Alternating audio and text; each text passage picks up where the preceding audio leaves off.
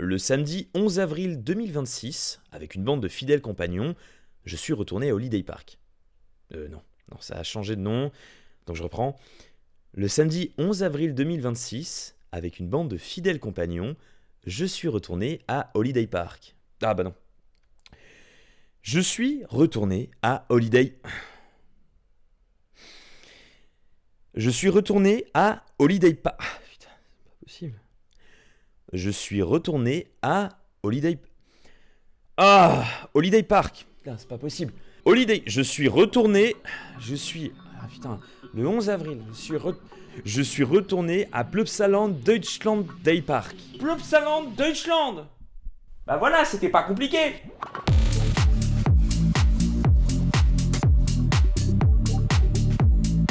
Suivez-nous, on va aller voir un truc extra sur Max.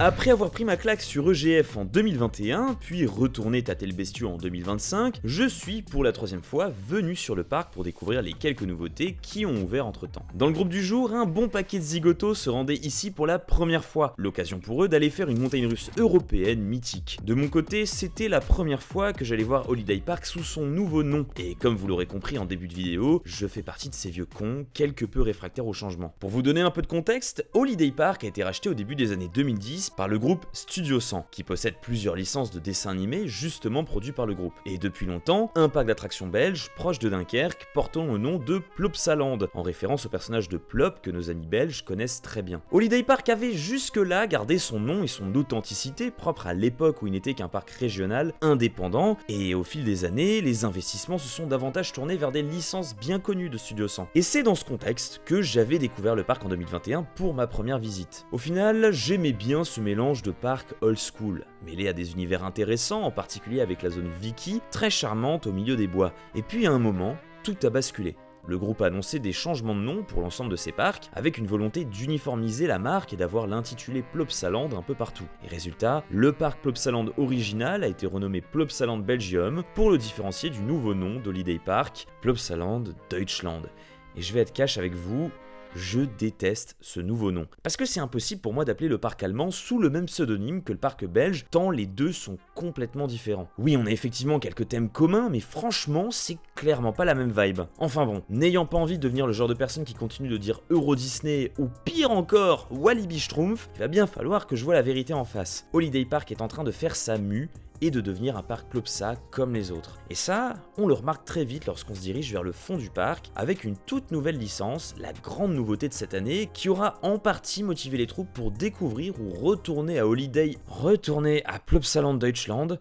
Il s'agit de 100% Wolf, un family coaster du constructeur allemand Gerstlauer, inspiré d'une série animée portant le même nom. Alors ni une ni deux, nous voici en route pour la file d'attente. Globalement, la zone est plutôt jolie. Alors ça fait très dessin animé avec des éléments qui sont clairement pas là pour faire réaliste, mais on peut saluer l'effort de théma qui a été fait sur l'ensemble de la zone et de la file d'attente du coaster. La gare ne sera pas sans rappeler celle d'Anubis, un coaster de Plopsaland Belgium, et une fois installé, rien de bien différent de ce qu'on peut retrouver chez les autres familles Gerstlauer. Par contre, niveau sensation, alors qu'on s'attendait à quelque chose d'un minimum intéressant, et le coaster s'est avéré vraiment mollasson. Et tout le monde a partagé cet avis dans le groupe. Pas un seul floating, pas de petite sensation d'écrasement dans le siège. Le coaster se prend donc une tarte monumentale par un Pegasus Express ou un Yippie, et au final, alors que l'attraction avait un poil motivé notre visite, on ne sera même pas retourné faire un tour de 100% Wolf durant notre journée. Mais en vrai, est-ce qu'Holiday Park a raté son investissement pour autant ?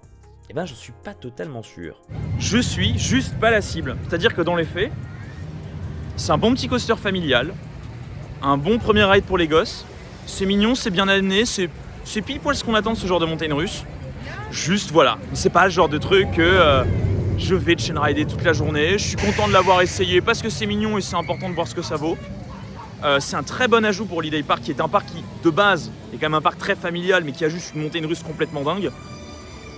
Et donc c'est bien d'avoir un peu de retrouver ce côté familial dans ce parc. Je trouve ça chouette, d'avoir la montagne russe pour les gamins, pour les jeunes. Donc ça c'est cool.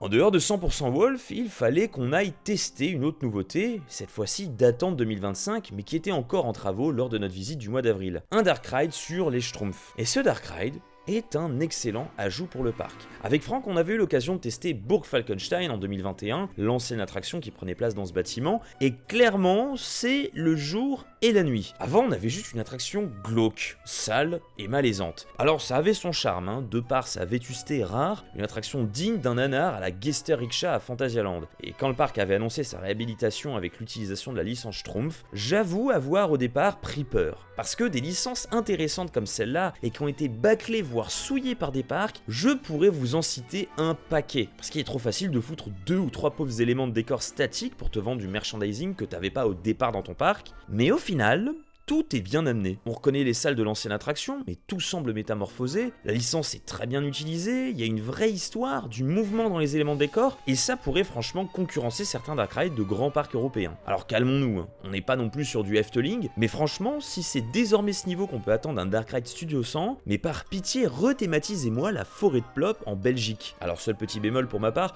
je trouve juste que l'ambiance sonore de l'attraction dénote complètement avec celle qu'on peut avoir en tête quand on pense à l'univers des Schtroumpfs. Mais je pense que ça vient plutôt de la licence utilisée par le groupe qui n'est pas le dessin animé Schtroumpf classique qu'on connaît bien, mais la série d'animation la plus récente. Donc on retrouve bien les personnages, mais l'atmosphère n'est pas exactement la même. Quoi qu'il en soit, si vous êtes de passage sur le parc, ça peut être très sympa à faire, d'autant plus si vous venez en famille avec des enfants. Nous aurons bien évidemment été retester le bon vieux Skyscream, un coaster du modèle Skyrocket 2 de chez Premier Rides que j'apprécie toujours autant. Une montagne russe à faire absolument au premier rang, une place qui limite les accélérations trop brusques et qui délivre un éjecteur de taré une fois en haut du top hat. Étrangement, une attraction qui ne débite pas trop mal, ce qui n'est pas pour me déplaire puisqu'on est bien loin des 2 heures d'attente que j'avais pu faire à Salitré Marico pour exactement le même layout. En sortant Skyscream, j'ai d'ailleurs remarqué une chose, c'est que cette zone du fond du parc est désormais très vivante. Là où il y a encore un an, on y allait exclusivement pour faire un tour ou deux de Skyscream dans la journée, et pas plus parce que honnêtement c'est quand même une attraction sacrément intense, et là avec 100% Wolf, l'espace est enfin utilisé. Les gens viennent s'y poser, manger un bout ou boire un verre, on a plus cette sensation d'être hors du parc. Il y a des trains qui passent de partout, et au final pour la première fois, on aura passé plus de temps dans notre journée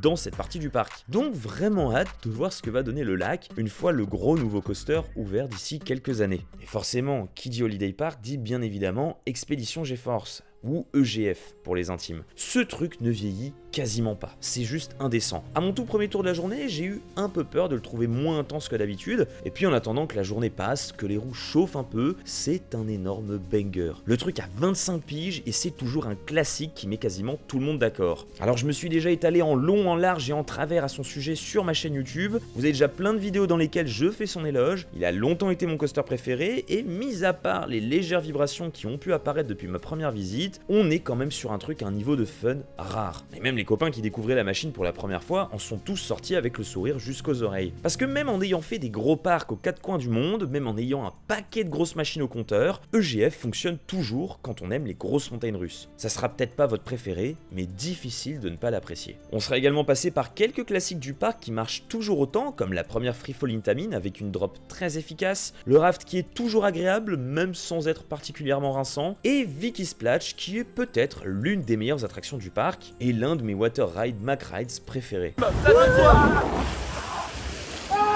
Reste au-dessus de l'eau. Exactement. Ouais. Voilà. Salut les gars, ça mouille.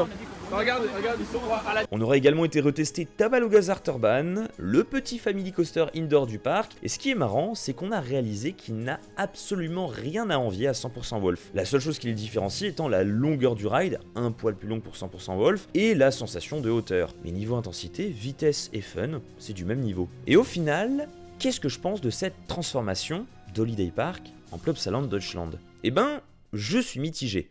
D'un côté, je suis plutôt optimiste. Le fait de voir que le parc bénéficie des investissements du groupe me met en joie, et voir l'offre s'étoffer au fil des années ne promet que du bon, avec notamment l'arrivée prochainement d'un gros coaster Mack Ride, du même style que Ride to Happiness à Plopsaland Belgium, qui, personnellement, est actuellement mon coaster préféré. Alors un combo entre lui et EGF, ça sera juste un pur kiff. On sent que le parc va passer du rang de parc régional à un niveau plus national, et c'est là qu'on arrive dans le point négatif. Parce que j'ai eu le sentiment que Plopsaland Deutschland se développe trop vite par rapport aux habitudes habitudes opérationnelles du parc. C'est-à-dire qu'on a une gestion des flux, des débits d'attraction, voire en dehors, avec les sorties de parking en fin de journée qui sont juste laborieuses par rapport à ce que le nouveau parc promet. Alors certains me diront que ça a toujours été le cas au Holiday Park, que les dispatchs sont mous, que les files d'attente stagnent, et vous avez raison. Mais ça peut le faire quand vous êtes un parc local. Le problème c'est qu'avec une ambition de ce niveau-là, ça va très vite devenir insupportable. La journée de notre côté était ok, mais je vois très bien le genre d'abomination que ça pourrait devenir, et j'espère sincèrement que la direction a déjà bien conscience du problème et qu'elle ne choisira pas le côté obscur de la force. Et pour rester dans la partie obscure,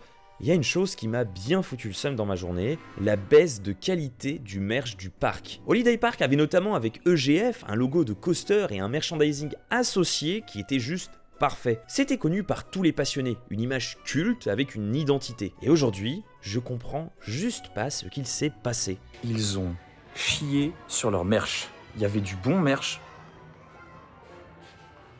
On upload ça, attendez, parce que là je viens de voir un truc là.